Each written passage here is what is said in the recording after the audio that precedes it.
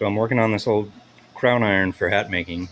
Um, it's all blown apart right now, but it had a gearbox on the back, right angle worm gear reduction, and that worm wheel had gotten all chewed up.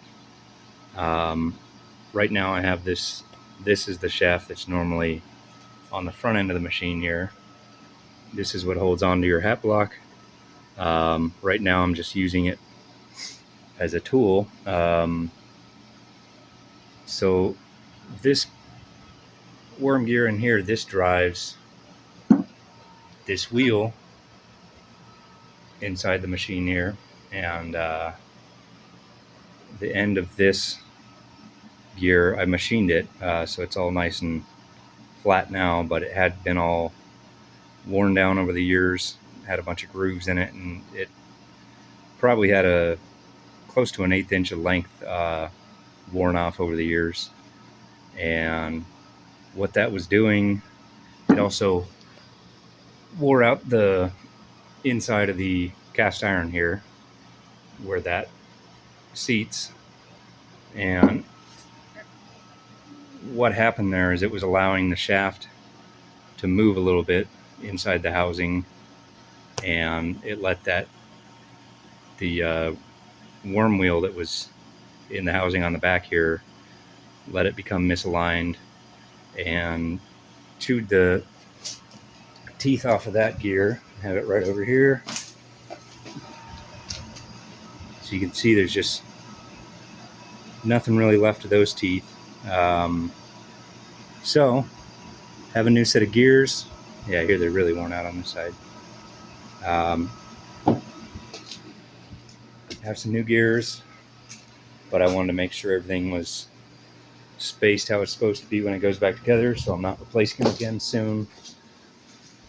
So what I'm doing now is where this piece chewed up this housing, I needed to make something to go in there and clean up this surface, because this was really chewed up. I've gone over it a little bit with this tool I just made, so it's already fairly smooth, but I just figured I'd show what I did for this. I just took a block of steel, or a little piece of round bar, and I put part of an old busted tap in there, ground it into a cutting tool, have it set screwed in place and onto that shaft, and just by hand I'm coming in here and turning this shaft and cutting the surface. Try to get to focus. Cutting this smooth again.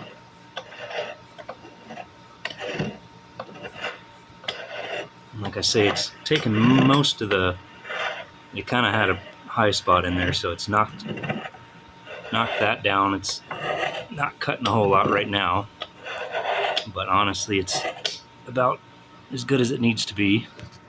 And now what I'm going to do is I'm just going to turn a little spacer out of bronze or something that's going to fit in here, and